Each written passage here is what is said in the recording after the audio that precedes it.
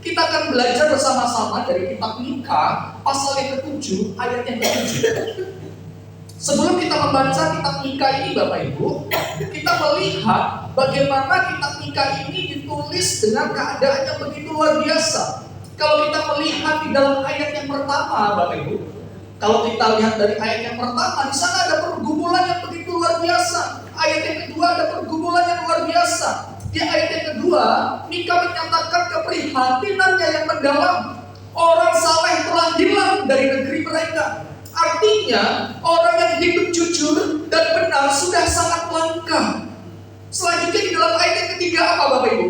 Mika menggambarkan para pemimpin dan hakim menyalahgunakan jabatan mereka. Mereka hidup untuk kepentingan pribadi mereka. Keadilan tidak ada lagi ditegakkan dengan murni, melainkan apa? Dijual belikan melalui suap, dijual belikan untuk kepentingan pribadi. Itu yang sedang terjadi. Lalu selanjutnya di dalam ayat yang kelima, coba kita perhatikan apa yang terjadi di sana. Ayat yang kelima Bapak Ibu, coba kita baca 1, 2, 3. Janganlah percaya kepada teman, janganlah mengandalkan diri kepada kawan, jagalah pintu mulutmu terhadap perempuan yang berbaring di pangkuanmu. Perhatikan baik-baik.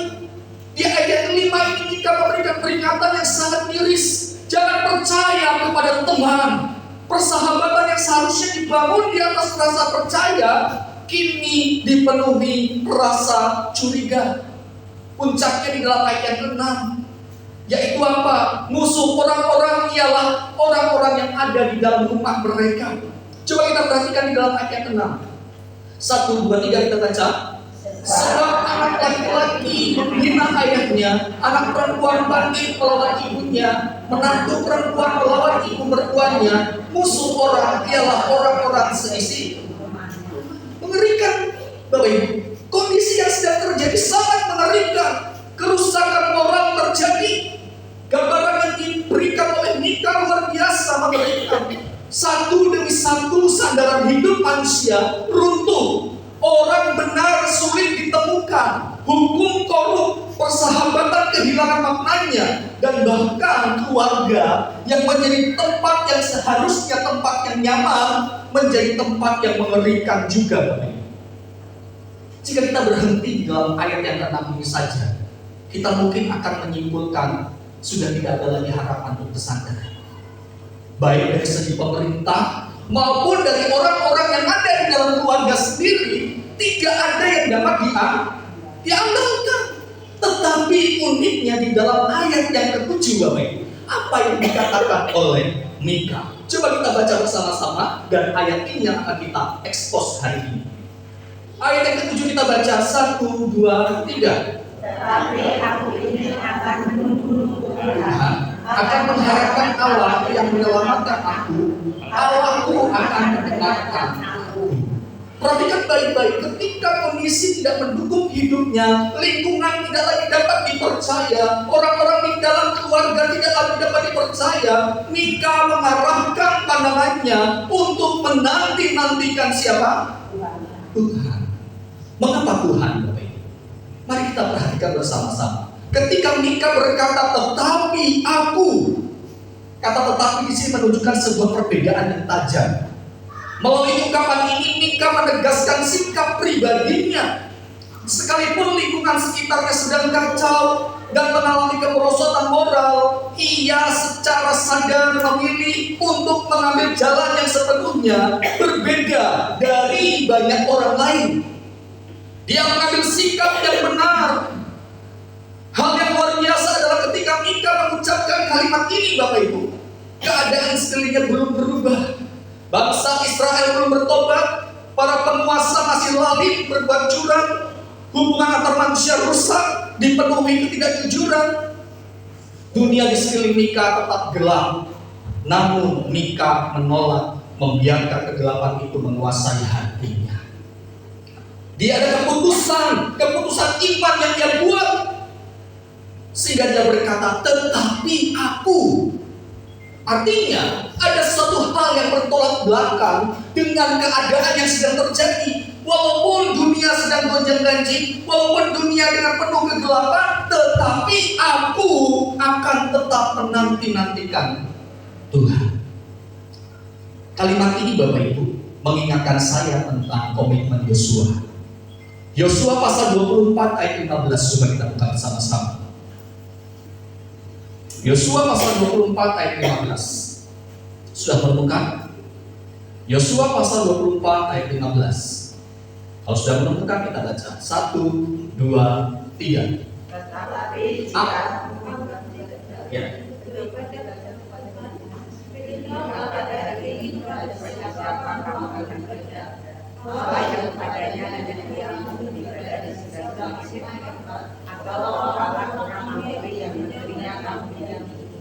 tetapi aku dan sisi rumahku kami akan beribadah kepadanya. Perhatikan baik-baik, kalimatnya sama dengan apa yang dikatakan oleh Mika.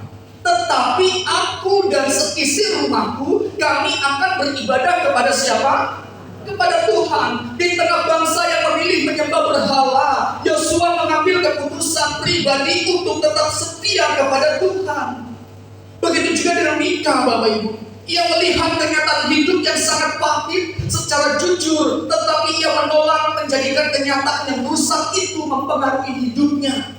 Ia tetap mengambil keputusan untuk tetap menanti-nantikan Tuhan. Walaupun lingkungannya tidak mendukung, walaupun keluarganya tidak mendukung, walaupun sahabatnya mengecewakan, walaupun sistem pemerintahannya korup, dia tetap menanti-nantikan siapa? Tuhan. Mika memilih mengarahkan fokus hidupnya hanya kepada Allah. Hidupnya tidak lagi ditentukan oleh keadaan, melainkan oleh kedaulatan daripada Tuhan, Bapak Ibu. Ini menjadi satu refleksi dalam kehidupan kita. Dalam kehidupan sehari-hari, kita seringkali menghadapi pergumulan yang sama. Ketika kita datang kepada Tuhan di dalam doa, pikiran kita lebih banyak dikuasai oleh rasa takut, khawatir. Pikiran kita lebih seringkali dipenuhi oleh besarnya masalah daripada besaran Tuhan. Kita terus memandangi persoalan-persoalan hidup seakan-akan Tuhan itu tidak ada kuasanya sama sekali. Tetapi hari ini Mika mengajarkan kita untuk kita melihat lebih baik kita memandang Tuhan daripada kehancuran yang ada di sekeliling kita. Itu akan menjadikan sumber kekuatan dalam kehidupan kita. Kita harus memandangi Tuhan itu lebih besar daripada apapun dalam hidup kita, Bapak Ibu. Oleh karena itu, Bapak Ibu, ketika sekeliling kita belum memperlihatkan tanda-tanda perubahan, tanda-tanda Tuhan menjawab doa, pergumulan belum terlihat ada jalan keluarnya, hendaknya kita tetap punya langkah yang terus berpegang pada kebenaran, langkah yang tetap berpegang pada kebenaran, langkah yang tetap memandang Allah sebagai penolong satu-satunya dalam kehidupanmu dan kehidupanku. Inilah frase selanjutnya.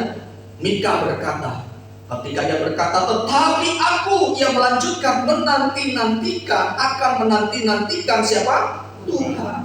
Jadi ada objek yang jelas. Ketika ia berubah, ketika hatinya tidak sama dengan orang-orang yang ada di dunia pada waktu itu, ia memilih objek yang jelas, yaitu menanti-nantikan Tuhan. Jadi iman yang sejati tidak berhenti pada niat baik saja, melainkan diwujudkan dalam tindakan yang nyata. Perhatikan apa yang dinantikan oleh Mika di tempat ini. Ia tidak mengatakan bahwa ia menanti sampai keadaannya membaik. Yang dinantikan bukan keadaan yang membaik. Yang ia nantikan bukan doanya yang dijawab. Dia menantikan pribadi yang mampu menjawab doa-doa Mika. Objek yang dinantikan bukanlah perubahan situasi, melainkan pribadi Tuhan itu sendiri. Inilah yang membedakan pengharapan orang Kristen dan harapan duniawi. Harapan duniawi tergantung pada situasi. Kalau berubah saya ikut, kalau tidak berubah saya tunggu. Tetapi harapan orang Kristen berakar pada karakter Allah yang tidak pernah berubah. Jadi menanti dalam teks ini Bapak Ibu bukanlah sikap pasif, bukan malas, bukan sekedar duduk diam pasrah menunggu nasib. Dalam bahasa aslinya, Hal ini adalah tindakan seperti seorang penjaga. Penjaga yang selalu bersiap-siap. Bapak Ibu tahu tugas seorang kiper dalam dalam tim sepak bola? Tugasnya apa Bapak Ibu? Menjaga gawang. Ketika bolanya digiring oleh teman-temannya ke depan ke gawang musuh, sang kiper yang di sini akan tetap berjaga-jaga atau bermalas-malas apa? Mumpung bolanya masih di bawah teman saya, ya saya sambil rokok-rokok dulu lah, sambil minum-minum dulu lah. Apakah gitu Bapak Ibu? Seorang kiper walaupun bolanya sedang dibawa oleh temannya menuju gawang, dia siap siaga, tetap melihat bolanya itu mau dibawa kemana. Karena tiba-tiba entah kapan ada lawan yang akan mengambil bola itu menendang ke arah gawangnya dia sendiri. Maka dari itu dia harus bersiap-siap, berjaga-jaga. Begitu juga makna dari kata berjaga-jaga di tempat ini. Jadi berjaga-jaga di sini seperti seorang kiper, menangkap momen yang tepat, waktu yang tepat. Kita tidak tahu apa yang akan terjadi. Jika kita tidak berjaga-jaga, maka kita akan mudah hancur. Maka dari itu berjaga-jagalah. Menanti-nantikanlah Tuhan. Menanti-nantikan Tuhan itu seperti kita sedang menjaga-jaga dengan sikap yang tekun, dengan sikap yang penuh perhatian, dengan sikap yang harus memperhatikan kepada Tuhan dengan sungguh-sungguh. Mari pada saat hari ini kita menanti-nantikan Tuhan. Menanti-nantikan Tuhan itu sebagai tindakan iman yang sangat aktif. Ini adalah sikap hati yang terus memandang kepada Allah dengan tekun. Sekalipun mata kita belum melihat tanda-tanda bahwa Tuhan menolong kita, meskipun kita belum melihat bahwa jawaban doa itu dekat dengan kita, kita hendaknya berjaga-jaga seperti kiper tadi Bapak Ibu, menanti bola itu kapan datangnya. Walaupun bola itu sedang digiring ke depan, dia harus tetap berjaga-jaga, karena pada waktunya bola itu akan datang ke dia. Begitu juga dengan kita. Tanpa kita berjaga-jaga dengan setia kepada Tuhan, kita akan kecolongan Bapak Ibu. Ya, kita akan kecolongan. Maka dari itu berjaga-jagalah. Nantikan Tuhan dalam hidupmu.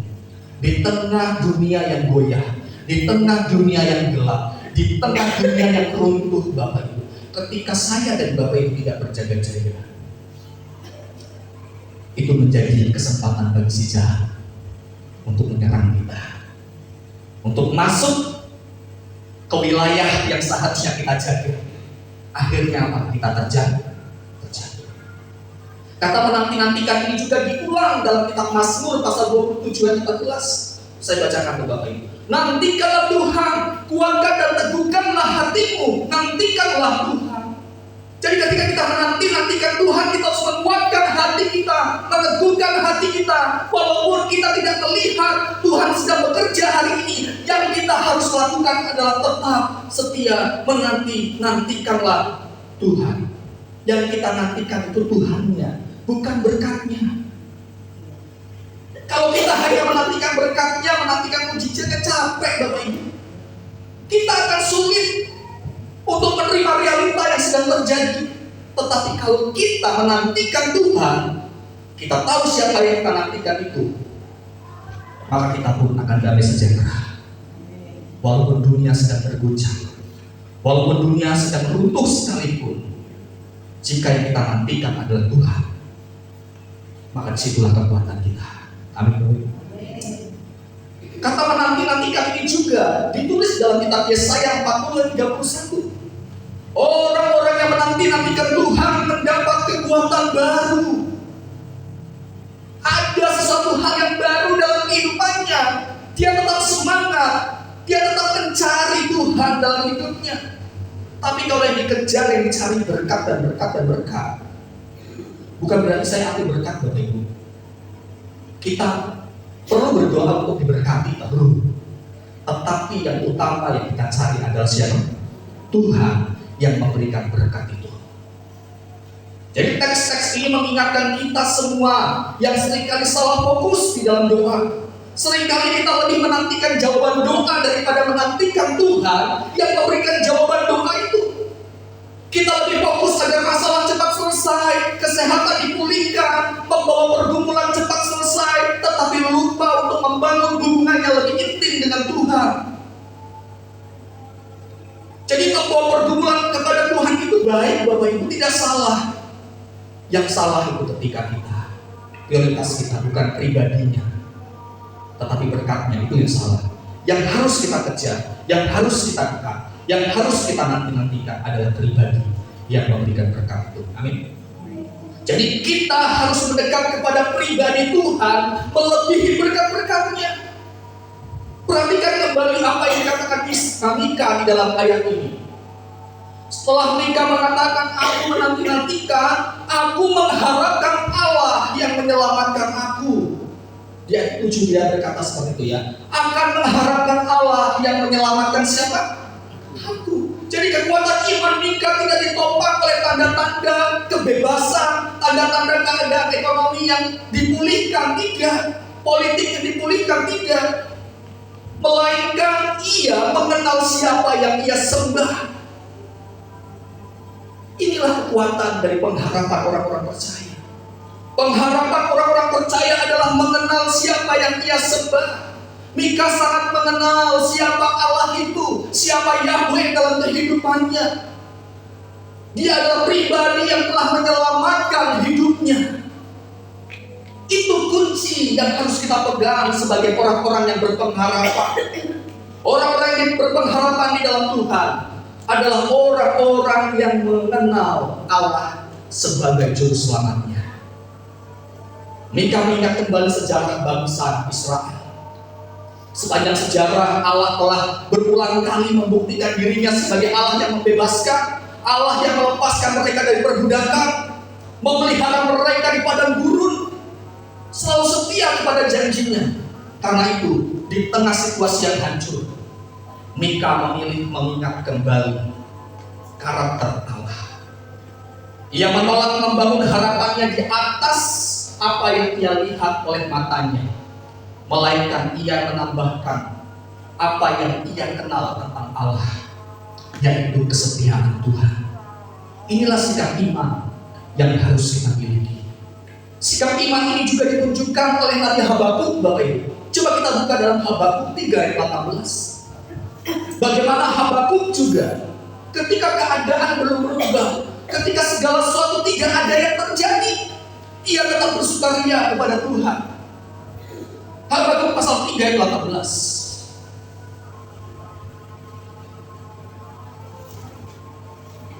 Sudah menemukan? Kita baca. 1, 2, 3. Namun aku akan bersorak-sorak di dalam Tuhan, di dalam Allah yang menyelamatkan aku. Namun aku akan bersorak-sorai di dalam Tuhan. Sebelumnya di ayat 17 apa yang terjadi? Sekalipun pohon ara tidak berbunga, pohon anggur tidak berbuah, hasil pohon zaitun mengecewakan, sekalipun ladang-ladang tidak menghasilkan bahan makanan, kambing domba terhalau dari kurungan, dan tidak ada lembu sapi dalam kandang, namun aku akan bersorak-sorai dalam Tuhan. Apa yang membuat Habakuk bersorak-sorai? Perubahan ekonomi? Perubahan keadaan? Situasi berubah? Panen raya? Bukan. Dia beriaknya karena Allah telah menyelamatkan hidupnya. Harta terindah dalam hidup saya dan Bapak Ibu adalah keselamatan yang kau terima hari ini. Kalau keselamatan tidak menjadi bagian yang terindah dalam hidupmu, sangat berbahaya, Bapak Ibu. Kita akan terjebak pada ambisi-ambisi yang salah dalam kehidupan doa-doa kita. Kita harus mendasarkan doa-doa kita oleh karena kita telah diselamatkan. Keselamatan itu adalah harta yang terindah yang Tuhan sudah berikan dalam kehidupan saya dan Bapak Ibu semuanya. Itu yang mendasar harapan kita sebagai orang-orang percaya. Namun faktanya kita seringkali hanya membutuhkan, Pak, hidup butuh uang, Pak. Ya, butuh uang. Siapa yang gak butuh uang, Bapak Ibu? Ada? Gak ada. Kita butuh uang. Kita butuh makan, Bapak Ibu. Kita butuh makan. Butuh minum, butuh. Semua butuh. Tetapi semuanya itu jangan sampai pernah melepaskan diri kita dari Tuhan. Karena keselamatan adalah hal yang terpenting yang telah engkau terima oleh karena kasih karunia Tuhan.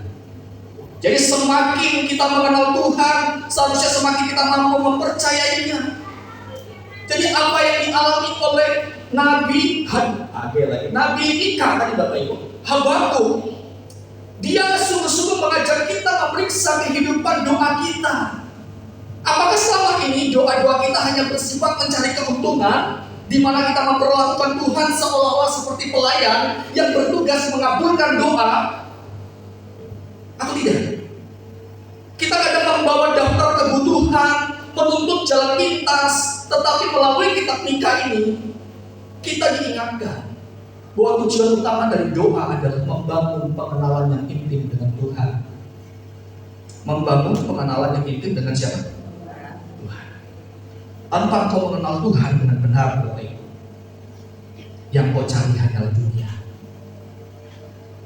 Yang kita cari hanyalah dunia. Tetapi ketika kita mengenal Tuhan dengan benar, di situ damai sejahtera yang Tuhan berikan. Frasa yang terakhir, kita kembali dalam kitab Habakuk tadi.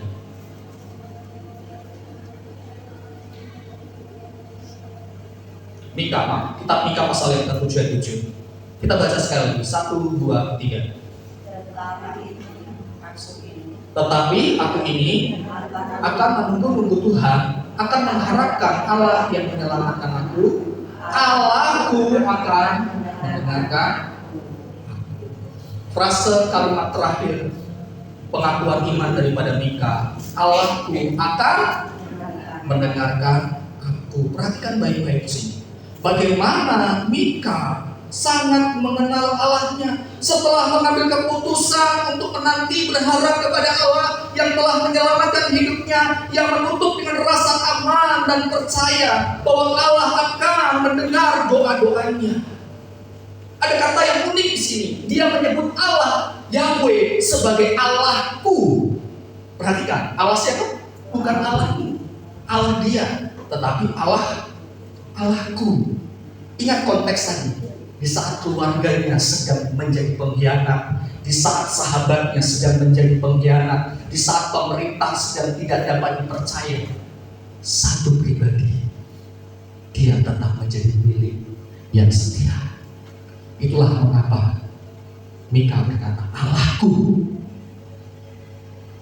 Dia punya hubungan yang intim, dia mengenal, dia percaya, sekalipun orang-orang tidak dapat diandalkan, sekalipun orang-orang menjauh, sekalipun orang-orang tidak dapat dipercaya, pemerintah tidak dapat dipercaya, tetapi Allahku akan mendengar.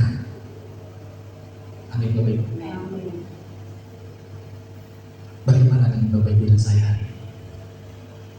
Apakah kita sudah kehilangan arah? Mungkin hari ini kita sudah kehilangan pengharapan. Mungkin hari ini sedang gonjang ganjing pegangan kita, harapan kita.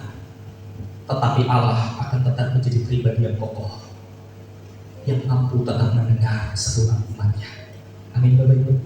Jadi ketika dikatakan Allah mendengar, itu bukan sekedar berarti Tuhan hanya tahu ucapan kita. Kata mendengar di dalam perjanjian lama ini sangat indah, Bapak Ibu, yang mengartikan bahwa Allah itu sangat peduli, memperhatikan dengan seksama. Dia akan bertindak sesuai dengan hikmat dan waktu yang terbaik. Karena itu keyakinan Mika bukan karena ia pasti mendapatkan apa yang ia mau, melainkan karena ia tahu Tuhan sudah menjadi miliknya. Ketika Tuhan sudah menjadi miliknya, jika Tuhan di pihakku, kata kitab Roma, siapa yang dapat melawanku? Hari ini, ketika engkau dan saya, harta terakhirmu adalah Allah, siapa yang dapat melawan kita? Tidak ada. Oleh karena itu, mari kita bersama-sama belajar seperti Mika. Walaupun tidak ada harapan, walaupun dunia sedang gelap, walaupun segala sesuatu menjadi hal yang membuat kita pusing, membuat kita lelah, Allah kita akan tetap membuat kita bersukacita. Allah kita akan tetap membuat kita bersorak-sorai. Walaupun sekalipun tadi seperti Habakuk katakan, hasil panen tidak ada, kambing domba tidak ada hasilnya, aku akan bersorak-sorai. Hari ini tergantung bagaimana saya dan Bapak Ibu. Sudahkah kita sungguh-sungguh mengenal Allah secara benar hari ini? Jadi dari Mika 7 ayat 7 ini ada tahapan iman yang sangat indah. Mika memulai dengan keputusan untuk berada dalam pengenalan, mengarahkan pandangannya kepada Tuhan, bersandar pada karakter Allah, dan ia terus melihat bahwa Allah akan membuatnya bisa tidur nyaman, Bapak Ibu. Bisa tidur tenang karena Allah mendengar. Walaupun yang didengarnya Tuhan, jawaban dari Tuhan tidak sesuai dengan kehendakku, tetapi itulah yang terbaik. Jadi sepanjang proses batin terjadi, situasi di luar Mika tidak berubah sedikit pun, keadaan sekitarnya tetap kacau, namun hati Mika telah dipulihkan total. Hati Mika tetap berpaut kepada Allah yang tidak pernah berubah.